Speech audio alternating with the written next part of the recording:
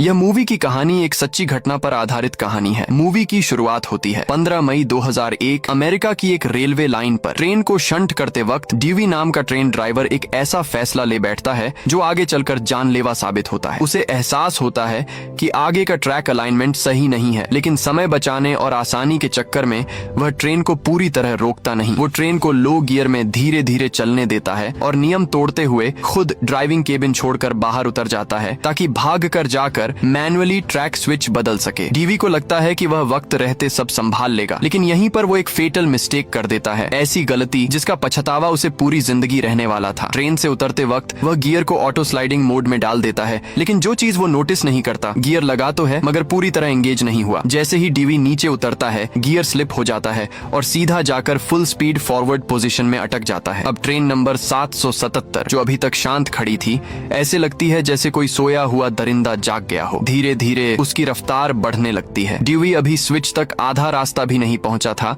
कि ट्रेन उसे पीछे छोड़ते हुए आगे निकल जाती है और यहीं से शुरू होती है अनस्टॉपेबल की असली तबाही। ड्यूवी फौरन ट्रैक स्विच लीवर पर पैर मारता है, लेकिन तब तक बहुत देर हो चुकी थी। मतलब साफ था, ट्रेन नंबर 777 अब मेन ट्रैक पर बिना ड्राइवर के दौड़ रही थी और फुल स्पीड फॉरवर्ड मोड में जाकर धीरे धीरे और तेज होती जा रही थी। ड्यूवी घबरा जाता है। वो पूरी ताकत से ट्रेन के पीछे भागने लगता है। भारी भरकम शरीर के बावजूद वो किसी तरह हैंडल पकड़ने में कामयाब हो जाता है। ये उसका ट्रेन पर चढ़ने का आखिरी और सबसे अच्छा मौका था, लेकिन किस्मत साथ नहीं देती। सांस टूट जाती है, ताकत जवाब दे जाती है और वो फिसल कर नीचे गिर पड़ता है। अब हालात बेकाबू हो चुके थे। 29 डिब्बों वाली करीब 13,000 टन वजन की स्टील की दानव ट्रेन रेलवे ट्रैक पर पागलों की तरह दौड़ रही थी, हर सेकंड और तेज। रास्ते में जो भी सामने आता वो सब कुछ कुचलते हुए आगे बढ़ती जाती है। लेकिन हैरानी की बात ये थी कि ड्यूवी अब भी खतरे की गंभीरता को पूरी तरह समझ नहीं पाया था। वो सीधे डिस्पैच ऑफिस पहुंचता है और अपने सीनियर को सारी बात बताता है। वो कहता है, सर मैंने ट्रेन को स्लाइडिंग गियर में डाला था, इतनी तेज तो नहीं जा सकती। उसे जरा भी अंदाजा नहीं था कि ये गलती पूरे अमेरिका की सबसे खतरनाक रनअवे ट्रेन घटना बनने वाली है। लीडर पूछता है, ट्रेन की स्पीड कितनी है? टीवी जवाब देता है, सर 20 किलोमीटर तो एच से कम होगी। ये स्पीड वाकई ज्यादा नहीं लगती। इसलिए लीडर भी ज्यादा सीरियस नहीं होता, बस हल्की सी डांट लगाता है और कहता है, गाड़ी निकालो, ट्रेन को चेस करो। लेकिन जैसे जैसे वो लोग आगे बढ़ते हैं सच्चाई सामने आने लगती है। ट्रेन और तेज होती जा रही थी और उनकी गाड़ी उसे कैच ही नहीं कर पा रही थी। काफी दूर तक पीछा करने के बाद भी उन्हें 777 ट्रेन का नामो निशान तक नहीं दिखता। अब जाकर सबको एहसास होता है कि मामला कितना खतरनाक हो चुका है। लेकिन सबसे डरावनी बात अब सामने आती है। जिस डायरेक्शन में 777 ट्रेन दौड़ रही है, उसी ट्रैक पर सामने से आ रही है एक टूरिस्ट ट्रेन जिसमें 150 बच्चे सवार हैं। दोनों ट्रेनें आमने सामने की दिशा में बढ़ रही हैं। इस स्पीड पर अब पैसेंजर्स को इवैक्यूएट करने का समय भी नहीं बचा। अगर कुछ नहीं किया गया तो कुछ ही देर में भीषण टक्कर तय है। डिस्पैच रूम में हड़कंप मच जाता है। लीडर तुरंत टूरिस्ट ट्रेन के ड्राइवर को कॉल करता है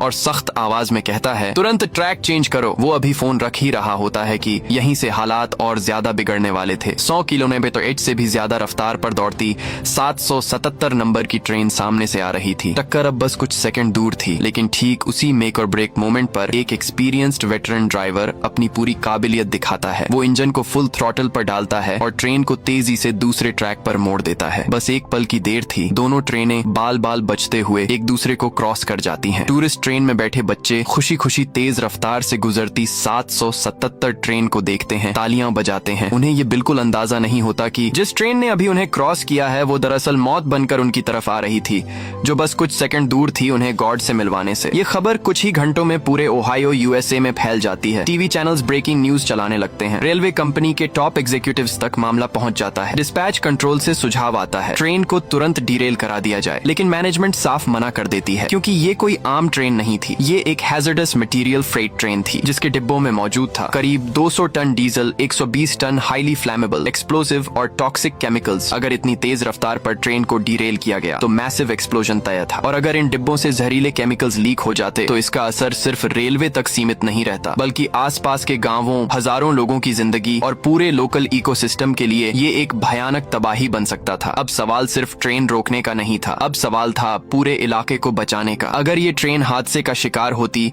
तो कंपनी को कम से कम $100 मिलियन सिर्फ एनवायरमेंटल पोल्यूशन फाइन के तौर पर चुकाने पड़ते और साथ ही कंपनी के शेयर सीधे क्रैश कर जाते। अब पूंजीपतियों की सोच साफ थी, इतना बड़ा नुकसान बिना फाइट किए कैसे एक्सेप्ट किया जाए। तुरंत एक इमरजेंसी मीटिंग बुलाई जाती है। कुछ ही देर में एक रिस्क फील्ड प्लान तैयार किया जाता है। प्लान ये था, एक लोकोमोटिव इंजन को आगे से लो स्पीड पर चलाया जाएगा ताकि पीछे से आती 777 रनवे ट्रेन उससे टकराए। टक्कर की ताकत से ट्रेन की स्पीड कम कराई जाएगी। ये तरीका बेहद खतरनाक था, लगभग सुसाइड मिशन। लेकिन इस मिशन को सौंपा जाता है एक एक्सपीरियंस्ड वेटरन इंजीनियर को, फ्रैंक बार्न्स। फ्रैंक जानता था कि ये काम जानलेवा हो सकता है, फिर भी वो अपनी जान दांव पर लगाकर इस ऑपरेशन के लिए तैयार हो जाता है। एक के बाद एक कई जोरदार टक्करों के बाद आखिरकार असर दिखता है। 777 ट्रेन की रफ्तार जो 100 किलोमीटर/h से ऊपर थी, वो घटकर करीब 60 किलोमीटर/h पर आ जाती है। लेकिन खतरा अब भी टला नहीं था। अब शुरू होता है प्लान का दूसरा फेज। एक ड्राइवर को हेलीकॉप्टर से ड्रॉप किया जाता है जो चलते हुए ट्रेन में घुसकर ड्राइविंग कैबिन का कंट्रोल संभालेगा। लेकिन जैसे ही वो केबिन में पैर रखता है, उसी वक्त दोनों इंजनों के बीच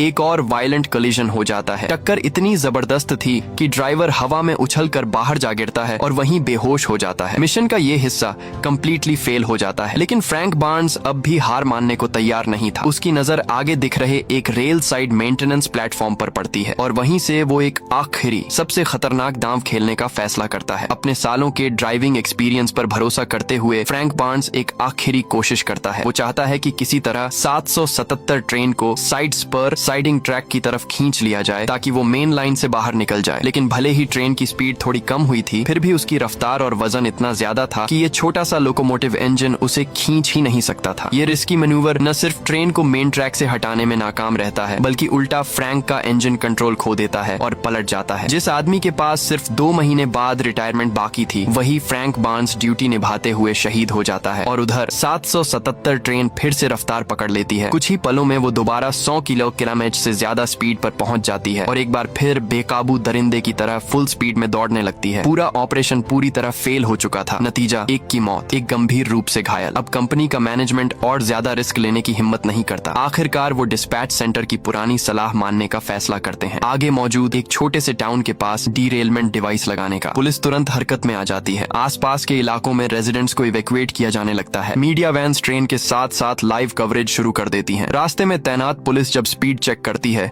तो एक और चौंकाने वाली सच्चाई सामने आती है। 777 ट्रेन 70 माइल्स पर आवर पर दौड़ रही थी, यानी करीब 120 किलोमीटर। अब सारी प्रिपरेशंस पूरी हो चुकी थी। अगला कदम या तो इस बेकाबू ट्रेन का अंत होने वाला था या फिर इतिहास की सबसे खतरनाक रेल डिजास्टर सामने आने वाली थी। अब बस इंतजार था कि 777 ट्रेन डीरेलमेंट पॉइंट तक पहुंचे। लेकिन तभी एक और खतरा सामने आ जाता है। आगे से एक एम्प्टी फ्रेट ट्रेन आ रही थी जिसमें सिर्फ 2 ड्राइवर मौजूद थे। एक था experienced veteran engineer Frank Barnes और दूसरा पहला ही दिन काम पर आया रुकी विल कोल्सन। जब उन्हें रनअवे ट्रेन की सूचना मिलती है, तब दोनों ट्रेनों के बीच 10 किलोमीटर से भी कम दूरी बची होती है। किस्मत से बीच में एक साइड ट्रैक साइडिंग लाइन मौजूद थी। फ्रैंक बार्न्स तुरंत स्पीड बढ़ाता है। कुछ ही पलों में उन्हें वो साइड लाइन दिखाई देने लगती है, लेकिन खुशी मनाने का मौका नहीं मिलता क्योंकि सामने से वो स्टील का दानव 777 ट्रेन उनकी तरफ तेजी से बढ़ता हुआ साफ दिखने लगता है। फ्रैंक एक सेकंड भी बर्बाद नहीं करता। वो एक पल पहले साइड ट्रैक में घुस जाता है और इंजन को बचा लेता है। लेकिन ट्रेन बहुत लंबी थी। आखिरी कैरेज पूरी तरह साइड ट्रैक में नहीं आ पाती और 777 की टक्कर से चकनाचूर हो जाती है। जोरदार झटके के बाद जब सब कुछ शांत होता है, फ्रैंक पीछे मुड़कर देखता है। ट्रेन का आखिरी डिब्बा पूरी तरह तबाह हो चुका था। लेकिन तभी उसके दिमाग में एक खतरनाक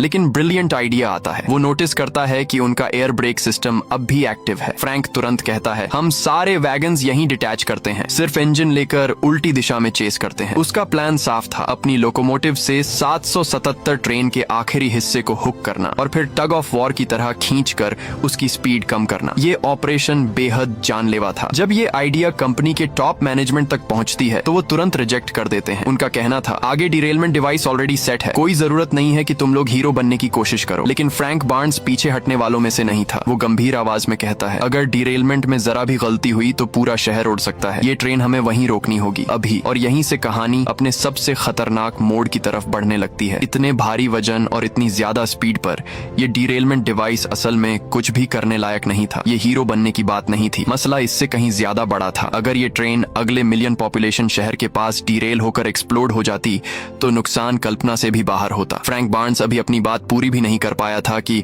वो स्टील का दानव 777 ट्रेन डीरेलमेंट पॉइंट तक पहुंच जाती है। और ठीक वैसा ही होता है जैसा फ्रैंक ने कहा था। डीरेलमेंट डिवाइस उसे जरा भी रोक नहीं पाता। अब हालात बिल्कुल साफ थे। उम्मीद की आखिरी किरण सिर्फ फ्रैंक और विल पर टिकी थी क्योंकि उनके पास सिर्फ एक लोकोमोटिव इंजन था। फ्रैंक बहुत जल्दी 777 ट्रेन के करीब पहुंच जाता है। अब शुरू होता है सबसे खतरनाक हिस्सा। कपलिंग। फ्रैंक इंजन कंट्रोल संभालता है और विल पीछे से गाइडेंस देता है, लेकिन पहली कोशिश पूरी तरह फेल हो जाती है। टक्कर से 777 ट्रेन का आखिरी हॉपर वैगन टूट जाता है और रेल, बैलिस्ट, पत्थर चारों तरफ बिखर जाते हैं। धूल और पत्थरों की वजह से दोनों को सांस लेना तक मुश्किल हो जाता है, लेकिन वो हार नहीं मानते। दूसरी बार कपलिंग की कोशिश की जाती है और इस बार किस्मत साथ देती है, कपलिंग हो जाती है। लेकिन तभी विल एक गंभीर बात नोटिस करता है, कनेक्टर पूरी तरह लॉक नहीं हुआ था। मतलब एक झटके में सब कुछ फिर से हाथ से निकल सकता था। इसका मतलब साफ था, जैसे ही जोर लगाया जाता कनेक्टर टूटकर अलग हो सकता था। विल कोल्सन बिना एक पल सोचे जान की बाजी लगाकर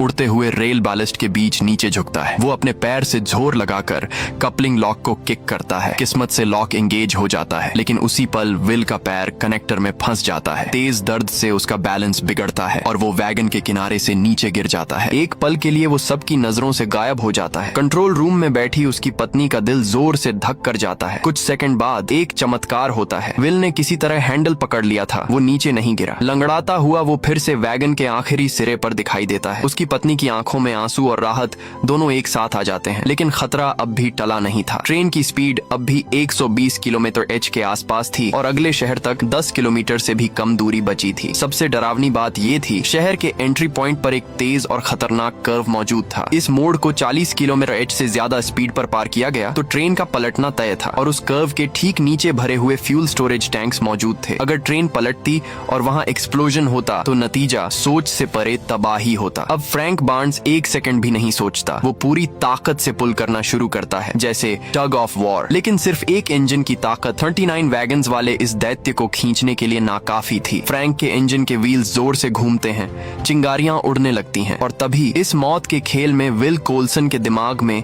एक आखिरी तेज आइडिया चमकता है। अगर हर वैगन का ब्रेक मैन्युअली ओपन कर दिया जाए तो जरूर स्पीड पर काफी असर पड़ सकता था, लेकिन विल घायल था, इसलिए ये खतरनाक काम अब सिर्फ फ्रैंक बार्न्स ही कर सकता था। फ्रैंक बिना सोचे चलती हुई ट्रेन पर कूद जाता है। वो एक एक करके हर वैगन के मैनुअल ब्रेक्स खोलता जाता है। एक वैगन, फिर अगला और फिर अगला। हर ब्रेक के साथ ट्रेन की रफ्तार थोड़ी थोड़ी कम होने लगती है। कई मिनटों की लगातार मेहनत के बाद आखिरकार स्पीड नोटिसेबली गिर जाती है, लेकिन अभी भी वो खतरनाक मोड़ के लिए काफी ज्यादा थी। अब आगे सिर्फ वही कर्व था, अब कोई ऑप्शन नहीं बचा। सब कुछ किस्मत पर छोड़ दिया गया। ट्रेन मोड़ पर जोर से झुकती है, हर किसी की सांस अटक जाती है, लेकिन ट्रेन पलटती नहीं। वो किसी तरह कर्व पार कर लेती है। एक पल के लिए सबको लगता है कि शायद अब सब ठीक हो जाएगा, लेकिन तभी एक नई मुसीबत सामने आती है। लगातार ओवरहीटिंग की वजह से ब्रेक डिस्क्स फेल हो जाती हैं और पूरा ब्रेकिंग सिस्टम कोलैप्स कर जाता है। 777 ट्रेन एक बार फिर रफ्तार पकड़ने लगती है। फ्रैंक फौरन इंजन कैबिन की तरफ दौड़ता है। अगर वो किसी तरह ड्राइविंग कैबिन तक पहुंच जाए तो ट्रेन को पूरी तरह स्टॉप किया जा सकता था, लेकिन बीच रास्ते में वो मजबूर होकर रुक जाता है, क्योंकि अगले वैगन के बीच गैप बहुत ज्यादा था और वहां से कूदना नामुमकिन था। अब क्या किया जाए? ठीक उसी लाइफ और डेथ मोमेंट पर एक पिकअप ट्रक साथ साथ दौड़ती हुई दिखाई देती है। फ्रैंक जोर से चिल्लाता है, विल जंप। विल एक सेकंड भी नहीं सोचता, वो छलांग लगाता है और सफलता से पिकअप ट्रक में कूद जाता है। अब आखिरी दांव लगने वाला था। आखिरकार वो इंजन कैबिन तक पहुंच जाते हैं। स्क्रीन के सामने बैठे हर इंसान की सांसें थमी हुई हैं। सबके हाथ अनजाने में मुट्ठी बन चुके हैं। विल कोल्सन पूरी हिम्मत जुटाता है, सही पल का इंतजार करता है और फिर कूदता है। सब कुछ सेकंड में होता है। हो गया। My God. जो स्टील का दानव करीब 2 घंटे से ज्यादा मेन ट्रैक पर बेकाबू दौड़ रहा था, आखिरकार रुक जाता है। पूरा इलाका एक बड़ी तबाही से बाल बाल बच जाता है और कहानी यहीं खत्म हो जाती है।